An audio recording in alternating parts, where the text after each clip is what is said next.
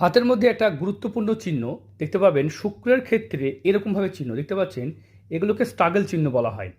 এগুলো ফ্যামিলি থেকে কাজ করাকে নির্দেশ করে। এখান থেকে দেখতে পাচ্ছেন স্কোয়ার সাইন হয়েছে।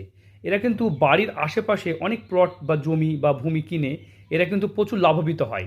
মানে শুক্রের ক্ষেত্রে যদি এরকমভাবে দেখা যায়, তারা কিন্তু বাড়ির আশেপাশে প্লটিং বিজনেস বা জমি জায়গা সংক্রান্ত ব্যবসা করে এরা কিন্তু প্রচুর টাকা কামাতে পারে। বা বলতে পারেন মানে পিতৃ পরিচয়ে বা বাবার অনেক সময় জমি বা ভূমি বাড়ির আশেপাশে তারা কিনতে পারে বা তারা পেতেও পারে, গিফট পেতে পারে।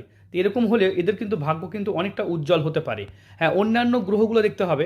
যেমন শনির ক্ষেত্রে আড়ি রেখা প্রত্যেকটা কাজে বাধা আসে।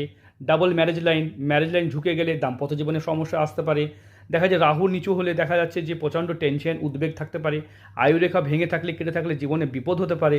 তবে এটা সম্পত্তিকে নির্দেশ করে।